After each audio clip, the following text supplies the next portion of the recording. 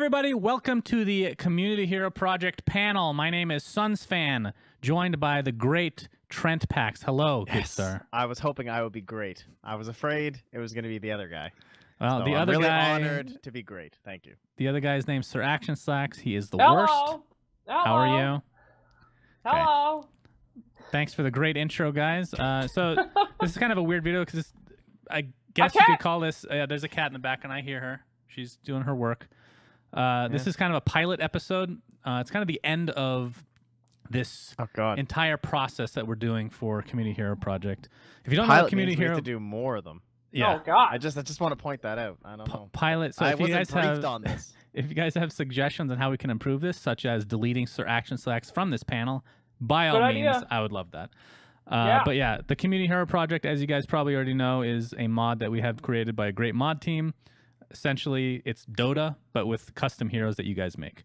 So we partnered up with Dota Concepts on Reddit, and there were over 100 submissions. I think it was by far the most activity they've ever had, to the point where there were some issues, obviously, but I feel like that's going to happen regardless of what method you choose to actually get these heroes selected, but we can get into that a little bit later. But suffice to say, it has been narrowed down, my friends, to a top 10 out of all these hundreds. And what we're going to do is, in the description of the video, you can go there anytime you want to vote on which of the 10 that you guys would like to see in the game. Because of this first process, we're only going to choose one for now. And then we're going to transition into us talking about our personal favorites of those 10, which you don't have to choose our heroes. Yeah, we can hype that up. This is the hype up, all right? We've seen the top 10. You guys can choose what you want to pick, but these are the heroes that stood out to us, and we're going to showcase just how cool these new heroes are with these examples. So don't listen to us. Go find the heroes, research them yourself, and do your own voting. But not really. Vote for my hero, because I picked the best one. I think he's amazing. But anyway. It was tough, man. There were a lot of super interesting heroes, and that was a big thing that I was looking for. I just want I wanted a concept that, to me, when I first started reading the hero, I want to say, oh, that's I've never seen that. And then my brain starts to think of all the other heroes to add into this hero, and that's when I could tell it was going to be a really good idea. So definitely felt that for a few of them, and chose the one I felt was the best.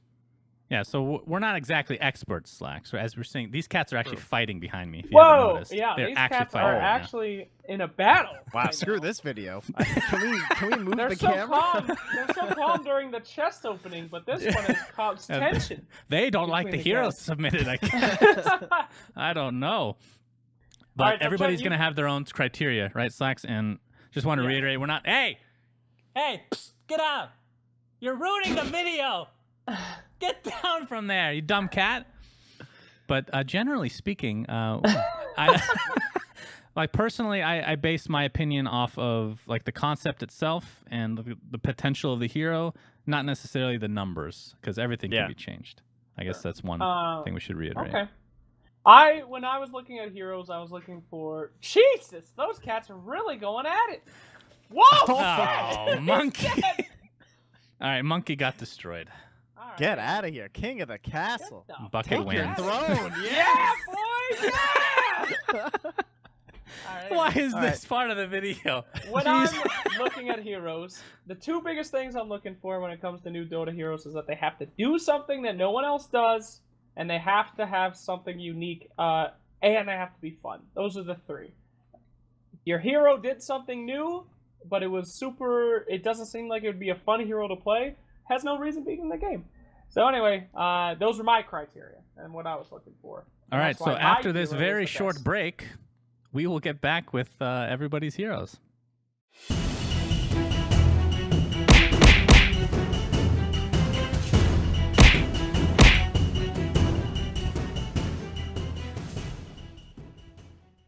All right, welcome back, friends, after that very important break. Really apologize for the very long delay. Slacks, why don't you start us off with your personal favorite hero?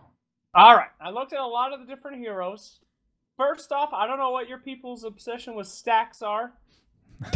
I don't get it, personally. There are a lot of good heroes. I really love them all, except for one or two.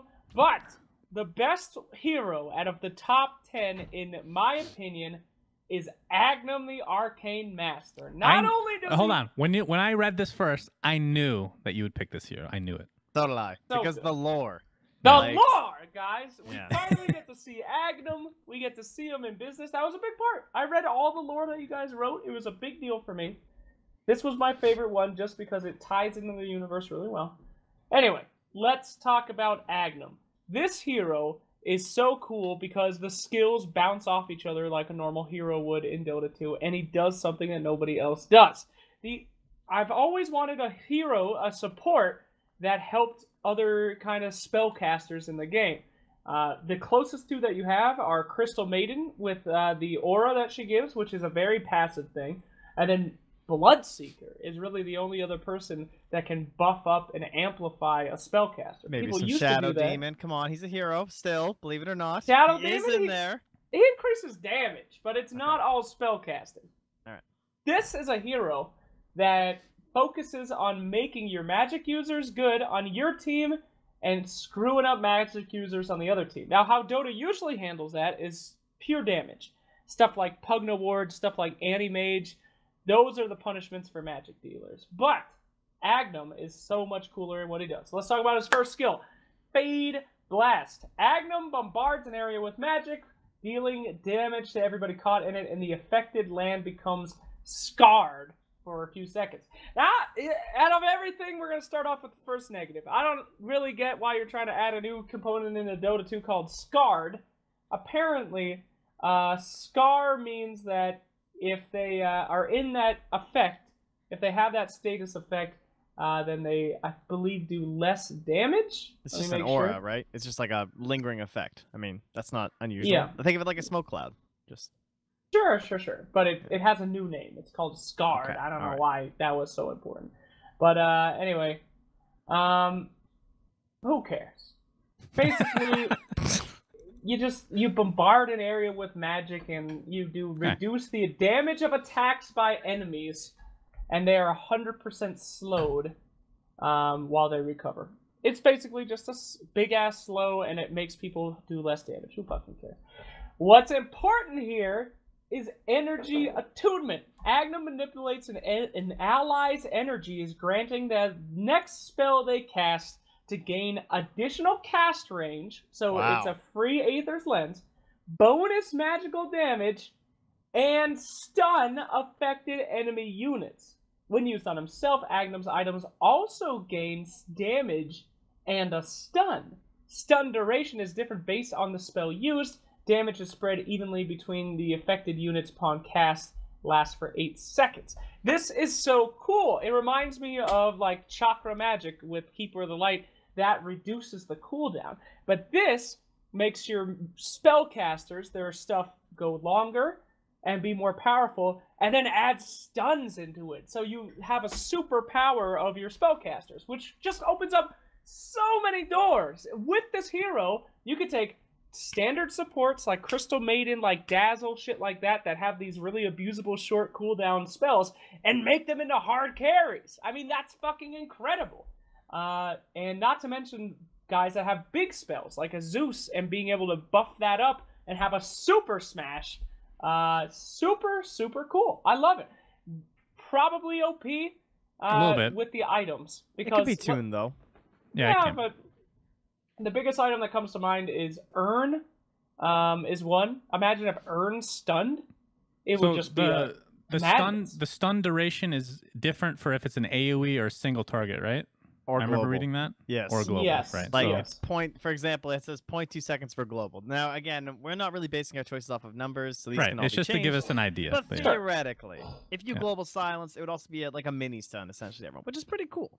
But he also gains damage. So that means that if you force staff an enemy, you damage them and stun them. That's fucking bananas. True. Now, mind you, you do have to cast it on yourself. This isn't like some passive or something. I just want to be clear. And it does have a decent cooldown. It gets to 10 seconds at level 4, which might be a little short, but it starts out at like 40. So that early game stuff is not insanely strong. I would guess this would be the skill you max, which is probably why the cooldown goes like that. But no, I do agree. It's super interesting. It reminds me a lot of Rubik in the sense of like super hard to balance, but mega interesting. And that's what a lot of the best heroes come from. Exactly. The best heroes are ones that their presence in a game changes how that game is played. And kind of, this is just why I love this hero so much. Because he plays off of both enemies and allies. Now, we've been talking a lot about energy attunement. Let's get on to my second favorite, Arcane Erosion. Enemies are inferior to Agnum. He reduces their magical output, both healing and damage, based on how much mana they are missing. Whenever a hero is killed within Arcane Erosion's radius, Agnum permanently gains spell amplification against that hero. That's pretty cool. That's pretty cool. That is pretty cool. It's super interesting. It's a mechanic where you nerf other people's magical abilities, which is super cool, and no one else does that. Maybe Rubik does no field, but it's not the same. That's like a defensive thing. This is an active attack on enemy heroes, and the fact that he does more damage with spells against heroes that he is around and kills is super cool. I love heroes that can like be near insta-kill levels if you're just stomping. I think it's hilarious. This is like the PA of magic casters. That's fucking awesome. So really into that skill, mostly because of how much mana they're missing. That's the big thing that I think is super interesting. There's no other thing that does that except for Anti-Mage's ult, depends on how much mana they're missing. So, you know, you can work with so many different heroes, like Keeper, like Anti-Mage, like Diffusal Blade Carriers, and then when their mana's missing, they don't do anything. That's amazing. Alright, anyway. His ultimate. Surprisingly, not the coolest factor of this hero. I feel like the ultimate's a little meh, but it does do something that no one else does, and it fits my criteria. It's called Desynchronize. So what he does is that he does a stacking debuff that lowers ability levels. Non-ultimate abilities are reduced 1 level for each stack, while ultimate abilities can be reduced by 1 level with 2 stacks. A stack can be removed by spending a percentage of your maximum mana. So, you already see how this factors in with Arcane Erosion. You have to spend mana to get rid of this bad debuff, but because you spent mana, you receive more damage from your boy, and your spells do less. So it's a super lose-lose for your enemies. Either you don't have any mana, and your spells aren't doing anything, or your spells are inherently super weak. And this is such a cool concept. Think about so many heroes that their playstyle changes based on how many points in levels they have. Tombstone, for example. Level 1 Tombstone, worst skill in the game. Level 2 Tombstone, fantastic. So being able to target specific heroes and downgrade their spells is super cool. Personally, shit ultimate for the late game, honestly. Because who cares at that point? Spells don't mean anything, hardly at that point. But still, the fact that it works with Arcane Erosion and makes people want to spend their mana on top of the other negative effects of spending your mana is a super cool interaction. So, oh, sorry, go ahead. No, I'm just agreeing, yeah. I like what you're saying here. It's upgradable by Agnum Scepter. Yeah, that means that it just makes it faster. 1 stack every 0.5 seconds instead of the other direction of that. But anyway, this is a really fascinating hero because it does a lot of things that no one else does in Dota. It affects different aspects, and I just had a lot of fun thinking about who he would be good against and who he would really be bad against. So, fascinating hero, and my vote for the community hero project. Very unique hero. I will definitely give you vote that. For Agnum. I knew you would like it because of the lore and the fact. I know you love Rubik as far as lore is concerned as well, right? So it's kind of interrelated. So just keep in mind, guys, like there are 10 heroes. You can read about them in the description. We're not going to do 10 heroes on the video because that's going to be like a 2-hour video. Nobody's going to watch that. Took a long time to read about all these. Yes. All of them are very impressive in their own right. So Trent, your hero is next, good sir. What do you got? Alrighty. Let me grab my bad boy here. My boy is Dreadwing Incinerator. Ooh. So, there's if you check the link below, you'll find there's actually a very nice presentation, which not gonna lie, I think the ones that had presentations in terms of video form made it very easy to digest. I mean, some of the heroes even have like working mods, which are pretty cool. So you can kind of get a good feel for them as well. But in terms of this hero, for me, he's basically this big dragon dude. You know, he's not as cool as Aghanim in the sense that, you know, he's not this guy you know. He would be a new entry into the series, but we always need a new dragon. Why? Who doesn't want more dragons? More people for Dragon Knight to hang out with, maybe slay or something. More people to throw dragon lances at. That's cool, right? I mean, yeah, that's what the item's for. So dragons. For dragon, yeah. And funnily enough, I believe the creator said he was a melee support. At least that's how he envisions him. And he kind of presents his skills like that. Already, I could see this guy working as maybe even like some sort of an offlaner scenario, something like that. So it's kind of cool that you can already see a little bit of flexibility in him. But we'll get right into the skills. So again, he's melee. So that means, you know, obviously a shorter attack range, which tends to be a problem with support heroes. So I was kind of surprised as to most people, when you see people make these new heroes, especially when I was reading through them all, right away I felt like, oh, this is so strong. Or like, oh, this is like, you know, it's a ranged support hero, intelligence, and they have some crazy laning ability. Like, that was a lot of them, and you can kind of see how they might be a little bit too powerful or something like that. Or, but what I liked about this guy is that already his first spell, it's Q, Immolating Chasm. After a short delay, Dreadwing sends a projectile slamming into the earth in front of him, damaging and stunning all enemies hit for a short duration. So basically kind of like Leshrac stun. It's pretty similar. It has a scaling cast range. It's super short. It's only 250. And it starts level 1 at a 2-second stun. So that's nice. Very good early ganking, first blood kind of a deal. You probably need a setup.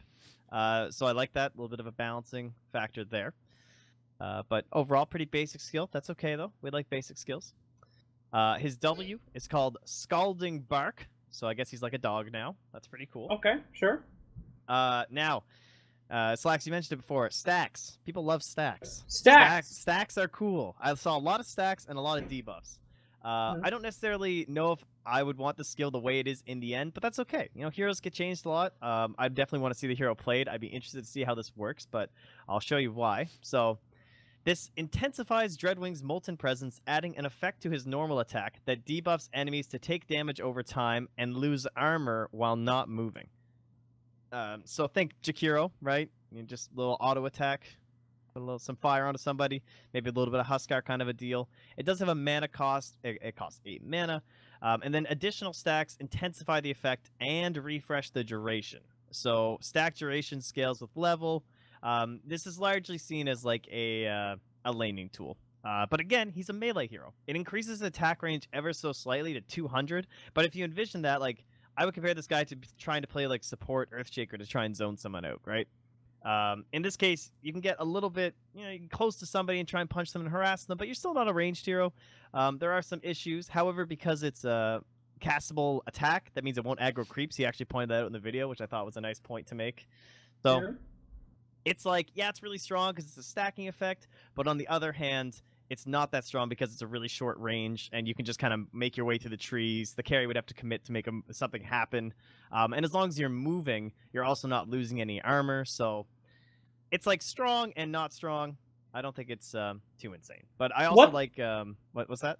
What's up with the armor while not moving? That's pretty interesting. Does that feed in with other skills, or...? The way I see it is that, let's say you have a Sven on your team, right? So you have, or maybe let's, like a Shadow Demon or something. Someone leads, right? So let's say Sven throws the hammer, the guy's stunned. You put your Scalding Bark on top of him, stack number 1, stun's starting to go down, you throw out your Meteor, so then now he's stunned again, you're adding another stack, and then while he's being stunned up, you're reducing that armor more and more. Armor reduction super strong. It's a very important ability against many heroes. You can see the whole counter picks come up because of that, so I think it's important that it stays balanced, but overall, I like that. I think it's cool. No one really has anything that changes that much based on not moving. We have like the Warlock's channeling ability, for example, would be one, right, where you're stuck in the same area and it gets more intense over time, and there's a couple other things like that, but I thought it was pretty interesting. Plus, auto attack changes like that because it has no cooldown also gives him core potential. At least I see, right? Because theoretically, if you're getting more attack speed and there's no cooldown, maybe you can abuse that some more. Anyway, so then his next ability, speaking of cores, is called Molten Core. Oh! So this is a self-targeting ability. It costs 40 mana and it has no cooldown. So the description is Dreadwing stokes the flames of his molten core, spending a charge to lose magic resistance and armor and gain a stacking movement speed and burn aura effect. So magic resistance and armor go down, movement speed and a burn effect go up. So you're becoming weaker, but you're becoming faster, and you're putting some damage out and around you. So it's like a mix between like Flame Guard and the Slithering Sprint deal with Slardar? Yeah, kind of like that, exactly. So there's different levels to it. You know, you can kind of like max out. There's 4 charges based on the level. So you get 1 charge, 2 charge, 3 charge, 4 charge.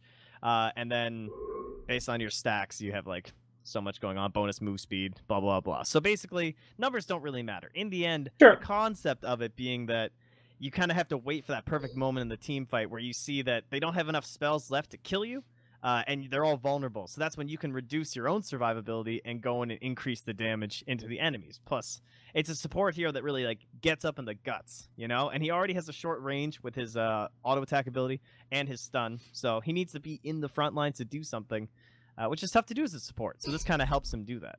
Interesting. Cool. So before you get to his ultimate, I have to preface it by saying, out of all the heroes that I read about, that specific skill stood out the most to me as potentially being the coolest. This molten core one, or you mean his ultimate? His ultimate. Yeah. I agree. I basically chose this hero because of his ultimate. All right, let's go. I like all his other shit too, but this is what really got me as well. All right, Blaze Wings. Dreadwing Incinerator dashes forward and ignites his wings, enchanting all allied projectiles that pass through them to deal damage over time to enemies hit. The distance scales from 600, 900 to 1200. So picture like a Marana leap, for example. And after he leaps, the wings go out, and just imagine like a Darkseer wall just on top of this dude. And then any auto attacks from a ranged hero that go through are enchanted. A Sveden stun flying through would be enchanted. Power Ranger, Power Shot going through from Wind Ranger. She is a Power Ranger these days. Would also get it, and the effect is at least listed here, would be a max health as damage, and then there is a stacking effect going in there too. So like the more projectiles that were going through from your allies, the more they stack, the more damage it does. Again, numbers don't matter, but the concept. And this would, at least in his eyes, be a pretty long cooldown ability. So this would be a melee initiator that doesn't need a blink dagger. It will only need levels, but he also requires pretty insane coordination. Like, how do you make this work? I think ideally you're like leaping in and you throw your stun down. That seems really hard to land. Be pretty tough because it's got a short delay like a Leshrac stun. But in combination with other stuff, like, what if you had some crazy shit with like Naga Song or something, right? And then this guy just like sets the wall and fire the cannons and So I can't remember. Abilities. I don't have the thing in front of me right now, but was it is it a channeling spell? Or no. So when you cast it, is it like kind of like you leap, but are you stuck in that position, or can you move around kind of like a phoenix? As far as he can just move. Yeah, he just does his thing. Yeah, I really like that. Yeah, and it has a duration of, at least number-wise, 8, 10, 12. Well, Molten Core makes a lot more sense now, because he gets this big-ass speed then he's boost. Faster, and he can kind of maneuver around a bit. Oh, that's so sick. Does it work against buildings? Because that is a great siege hero. I don't think so. Huh. I don't believe it's intended to. Maybe it should. I mean, it's basically like Jakiro's right click, right? That skill where it burns down towers, and you just have your entire line behind just burning everything. That's fucking awesome. In their description, it has max health as damage, so I don't think they foresee it being used on buildings. I was wondering if it would work on Roche, to be honest, because that would be. Can you imagine? You just go in the Roche pit, put the wings up, go team. Yeah, that's this guy true. would be like he's like the dream. Yeah, he's like the dream melee hero in your Drow strat, right? Because he jumps in, he does his shit, he throws up his wall, he runs around. I like the percentage. Percentage is something that not a lot of heroes have. Like only Phoenix Sunray and shit like that. And Underlord and stuff, yeah. Yeah. So interesting. Percents make me hesitant, to be honest. I think powerful. they're very scary. Yeah, because they're a little bit too strong. I think they're hard to balance. So I'm not 100% sold on it needing to be percents. Again, I just love the concept. I think that's such a cool idea. There's nothing really like that. And Dreadwing to me just seemed like such a fun hero to play. He was the one that the second I finished reading it, I just wanted to play it instantly. And I didn't feel that with many of the other ones.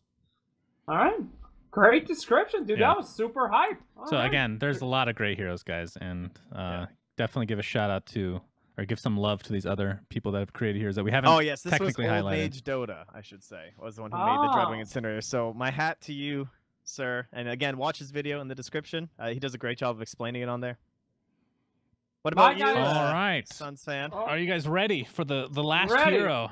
Do you need a drum roll? So this one, I don't think Slacks has even seen. So the way we kind of did this is I picked a hero and then I deleted it from the list so that Slacks couldn't take it. Okay. But I knew he would take Aghanim anyway, so it doesn't really matter at the end of the day. So this hero created by, I forget his other name. It's on Reddit, but the one that's on this site is called Chunky Maru, which, thumbs up, by the way. Maru is an amazing cat. This is an intelligence hero called Lothal the Wandering Dervish. Now, it's a melee intelligence hero, which already is a little odd to start. I'm going to go over the first 3 skills, which are kind of basic in nature, and you're going to be confused. Then I'm going to get to the ultimate, and then you will finally understand. Okay. So the first skill, his Q, is Divine Intervention. So while channeling, you trap the target in place, preventing movement and attack. So an ensnare. Think of it like that. A channeling ensnare. You sit there, you channel. Shackles. Sure, a shackle, if you will. Max channel time is 7 seconds, so very long time at the max level. Super shackles, okay. Doesn't do any damage or anything like that, but it's essentially a shackle. Okay. Mystic Twister is the W. While channeling, deals 160 damage per second in a 300 radius at a target location and grants true sight on enemies inside the area. So another channeling spell, this one dealing damage in a little AoE. Pretty simple. Very low cooldown on that one. Right? No, doesn't stun, does just damage. Very good. What's the other thing? The Midnight Pulse. It's a channeled Midnight Pulse. Sure. Right. Third skill is Vow of Silence. While channeling, enemy heroes within 900 radius will be silenced and slowed for up to 4 seconds whenever they cast a spell. So this is actually very similar to the old, if you guys remember, the old silencer passive. Other than slowing, it used to silence every time somebody would cast a spell in the area. But this, of course, is a channeling spell. He also had a skill that did that too, right? Where like right after you cast a spell, you got silence or whatever. But yeah, that was the later iteration. Like the original iteration, it was just a passive. Yeah, I gotcha. Okay, so those are his first 3 skills. Very basic in nature, all channeling. Now you're probably asking, how the fuck do you channel? Like you can only use 1 skill at a time. It doesn't make any sense. Well, that's where his ultimate comes into play. So you can his ultimate is called Superposition.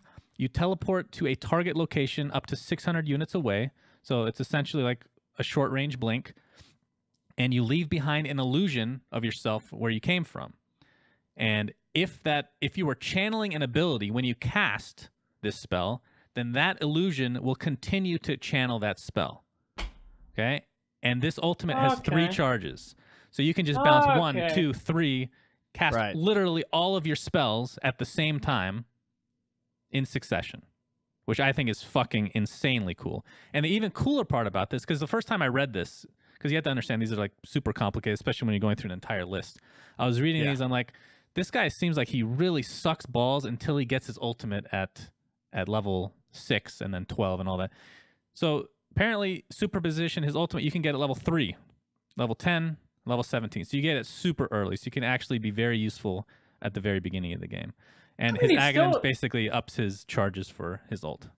It's still useful. Divine Intervention is great in the laning phase. I mean, it's just a shackle, which is amazing for ganks. Yeah, well, what I mean is you can't, like, you can only use 1 skill at a time. You can't really combo anything, right? Like, if you ensnare somebody, then you want to damage them. You can't deal damage to them because then you're not ensnaring them anymore. But because you get your ultimate so early, you can do that. So this is an interesting hero in the fact that I really respect the concept and design. And it's not a hero, like, if you guys know me very well, I love these fucking initiation, tanky heroes. This is not my kind of hero, but I was that impressed by the concept that I had to pick that as my favorite. So essentially, I think of him as probably support. And if you guys go to the website where he kind of lists all the details, he's talking about how everything ties into the ultimate. You can change the other skills because they are very basic in nature. So you can definitely change a lot of things around. But as far as gameplay is concerned, I think this hero will be super, super fun to watch in action. So that is my hero. This hero with a shadow amulet? What a fucking nightmare, dude. But the illusion would stay invisible? Is that what you're saying? That's how. Yeah. That would be interesting. Really broken. So imagine trying to go uphill against this piece of shit. You're sitting down there at the base of the thing, and then some shadow-bladed illusion is doing Vow of Silence, so no one can cast. You got Mystic Twister on your ass too, so everyone's taking damage. Okay. And then it's impossible. How do you possibly push against this person? Well, I imagine there are small radiuses though. They're all very small. 900 radius that's pretty big. No, that's just the Valve Silence. The other one, like the damage one, is only 300 radius, so relatively small. And Divine Intervention is a single target. What is 300 units? 600 is ranged auto attack. So 300 would be half that in a radius. Okay, that's actually super small. Yeah. But keep in mind, you can technically, because the cooldown is so low on Mystic Twister, you can just have, like, if let's say you have a team like with like RP with Magnus. Let's say somebody else is actually setting you up. You can make a bunch of illusions, and all of them do Mystic Twister. Like they all do the damage over time. Yeah, it has a 1 second cooldown. No, yeah, it's really busted. So with an axe, you could just shackle an entire team. I mean, this is one of those heroes that I would be terrible at because it requires some micro, but it is the stun. Not as much micro cooldown, for example. Yeah, I mean, again, the numbers can be tweaked. The concept is what we're rating here, and I think it is fucking insane. The concept is super cool. That is super cool. It's like a Meepo that does an auto attack. It's even more intensive micro, isn't it? Because it's just you have to know which heroes you're shackling, which ones do I do Mystic Twister on? Do I have one guy doing Vow of Silence right now? That's fucking crazy. So the skill cap for this would probably be pretty high, to the point where I was thinking, if I were to give a suggestion, I would say Vow of Silence, maybe take away the slow and just make it an aura, like a passive. I don't think it needs to be a channeling spell necessarily, but that's one of those things. So just so you guys know, when you guys vote for these heroes, the winner will be chosen for the mod, and then we will discuss. We'll contact the guy that made the hero, and then we'll tweak it accordingly, with his permission, of course, to where it actually fits into the game. So that's kind of how this is going to go down. So. Oh, the modders are praying you guys don't vote for this one. Yeah, a lot of these will take a lot of testing. That's for sure. Huh. But I think it's very interesting. I like the idea of the like that damage. Plus the way it works, like you like to me, I don't envision the illusions as being. I envision them being like Terrorblade illusions, like reflections or something, where you can tell they're not real. That's how I envision them. I don't know if that's how it would be. Yeah, that's true. Yeah, I don't. Like, keep in mind, like you can use these illusions to attack. Like they don't have to be. Like you can't cast a spell with the illusions. Yeah, that was the if part you're that already. Me. Yeah, if you're already casting and then you cast your ultimate, then that will continue to channel, but you can use it to attack normally. Yeah, so it's a normal illusion. He's like a micro light hero in a sense, because it's not as much micro as I was saying, for sure. Yeah, you don't have to be balanced around the idea of that they can just like summon 3 things and all do different spells at the same time. That would require a lot of balancing because that's very strong in the best possible hands. In this sense, yeah, they can attack, but they do like 50% damage dealt, whatever. They do take 200% damage. So yeah, I really like the concept. As you said, it's very cool. I think the blink is neat. Like imagine you have all your charges and someone tries to gank you and you just go boop boop boop boop and you're just I really like the idea of having quick succession ultimate usage. Pretty cool. Yeah. That's super cool. Radiant's so good on this hero, dude. You just making illusions all day. Radiance. Yeah. Grab people.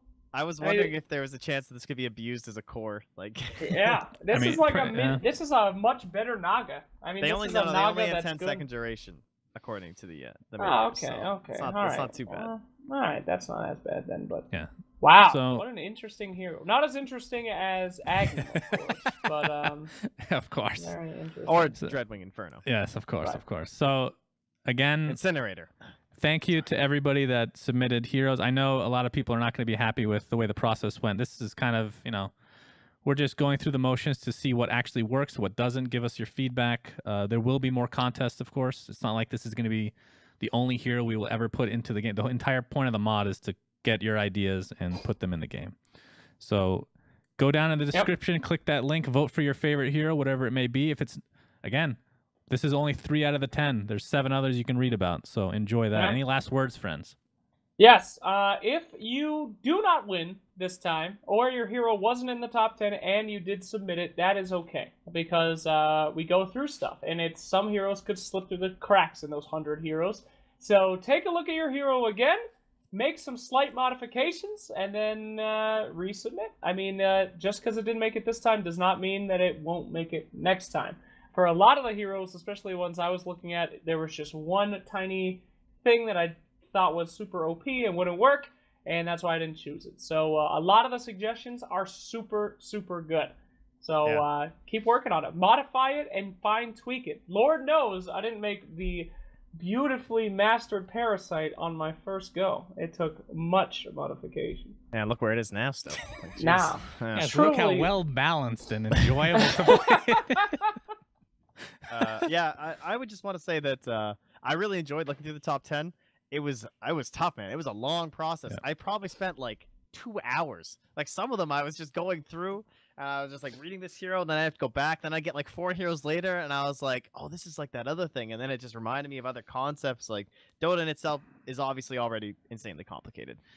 So it's tough to try and figure out how a lot of these heroes would fit and try to like give people that desire and that drive to like want to play them and try and feel that. So I certainly don't want to say Dreadwing Incinerator was the only one that I thought was cool, but to me it was just one that checked off a lot of my boxes and I felt really good about it. But I just want to reiterate, please check out the full list because there are definitely some other cool heroes in there. Yep, for sure. So with that, keep in mind also, this is a little suggestion for everybody out there. Like if somebody gives us something with a cool presentation, like a video and stuff like that, it doesn't necessarily give it an advantage in terms of it being selected.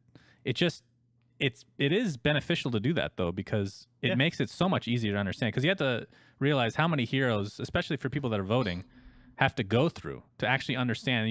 Your mind just goes numb at a certain point. Like I had to take a break going through all these heroes just to fully understand the intricacies of each one. So creating, even if it's a really shitty video, that doesn't matter. It's more about explaining it via audio is actually going to be a lot more helpful in a lot of cases. So just keep that in mind for the future. Well, I was very close on voting for not Agnum just because someone released a super well put together video that really explained everything really well. But Agnum is just too good. So what can I say? So yeah, Slax's hero is Agnum. We got Dreadlord and Dreadlord what? What was it?